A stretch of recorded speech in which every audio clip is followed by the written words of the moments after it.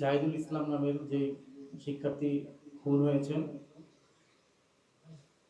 সেই শিক্ষার্থীকে কেন্দ্র করে আজকের আমাদের এই সংবাদ সম্মেলন। তো আমি যেহেতু বেসরকারি বিশ্ববিদ্যালয়ের আহ্বায়ক, সাথে সাথে আমার কাছে এই তথ্যটা আসে। আর ঘটনাটি ঘটে ঠিক 4:30 কিংবা 5টার মধ্যেই। তো এই পরপরই আমার সাথে যোগাযোগ করা হয়। ওখানকার যারা শিক্ষার্থী রয়েছে তারা আমাকে ঘটনাটি জানান। পরবর্তী আমাকে জানানোর সাথে সাথে আমি সেখানে সবার সাথে যোগাযোগ করার চেষ্টা করি।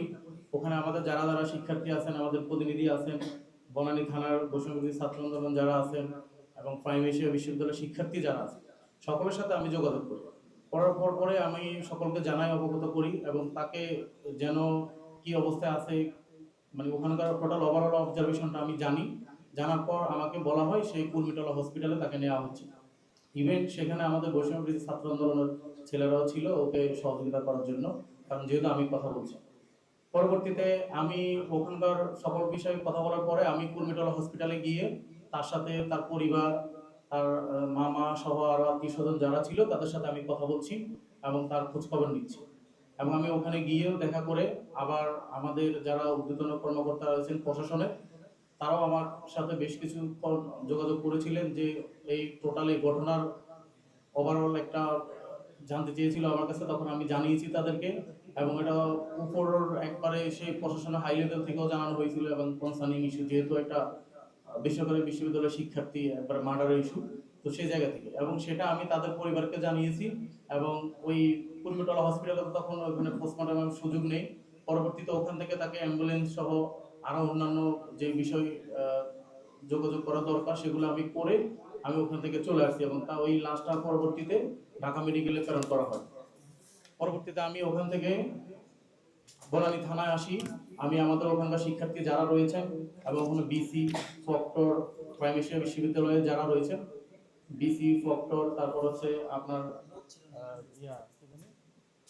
ওনাদের সাথে আমি রেজিস্টার, ওরা মেবি আমার সাথে দেখা হয়েছিল থানায়। তখন আমি থানায় গিয়ে কথা বলি এবং আমার সাথে আমাদের ছাত্র প্রতিনিধিও ছিল, বনানী থানার বৈষম্যবিরোধী ছাত্র আন্দোলনের যারা ওখানকার ছিল তারাও ছিল। তখন আমি ওখানকার ওসি ছিল, ওনার সাথে কথা বলে আসছি যে আমরা বলছি যে এই যারা অপরাধ তাদের কোনো ট্যাগ নাই, তারা কোনো দলের হতে পারে না। অপরাধী অপরাধী, সন্ত্রাসী সন্ত্রাসী, এবং কোন সন্ত্রাসী কর্মকাণ্ড বৈষম্যবিরোধী ছাত্র আন্দোলন সমর্থন করে না। আমি ওখানে আমাদের বিসি, তারপর হচ্ছে যে আমাদের বিসি স্যার ছিল এবং রেজিস্ট্রার স্যার, প্রক্টর স্যার সকলকে জেনে, তারপর ওসি স্যারকে জেনে আমি এখান থেকে আমাদের যারা আরো বৈষম্যবিরোধী যারা ছিল আমি ওদেরকে জানিয়েছি। এবং ওখানেও তাদের মামা ছিল, তার ভাই ছিল, ওই মেসেজটা তাদেরকেও আমি দিয়েছি এবং তারা আমার সাথে যোগাযোগ করছিল। লাস্ট আমি সারা রাত তাদের এই কেসটাকে ইস্যু করে আমরা কিন্তু ঘুমাইনি। সারা রাত আমি এটা অবজারভেশনে রাখছি এবং আমি বনানী থানার যারা আমাদের বৈষম্যবিরোধী ছিল তাদের সাথে কথা বলছি, ওখানকার শিক্ষার্থী যারা তাদের সাথে কথা বলছি, আন্দোলনের এই যে সকল নাম সকল কিছু কালেক্ট করে আমরা সকালবেলাও আমি তার ভাইয়ের সাথে ভোর 5টা বা 15টা ওই সময় আমি কথা বলছি। তো ওভারঅল এই অবজারভেশনটা আমার কাছে ছিল, এটা আমি বলেছি। আর বাকিটা হচ্ছে যে আমাদের যিনি বৈষম্যবিরোধী ছাত্র আন্দোলনের মুখপাত্র মামা ফাতেমা উনি বলবে। আর আমার সাথে আরো আছেন বনানী থানার আহ্বায়ক, আমার পাশে আছেন নির্বাহী কমিটির সদস্য, তারপর আমাদের সেল সম্পাদক, তারপর আমাদের জাহাঙ্গীরনগর ইউনিভার্সিটির মুখপাত্র মানিয়ান আমলা উনিও আছেন। তো আমার এখন যদি আপনাদের কোনো বক্তব্য বা কথা থাকে, প্রশ্ন থাকে, সেটা আমাকে করবেন, পরবর্তীতে আমরা সেটা দিব।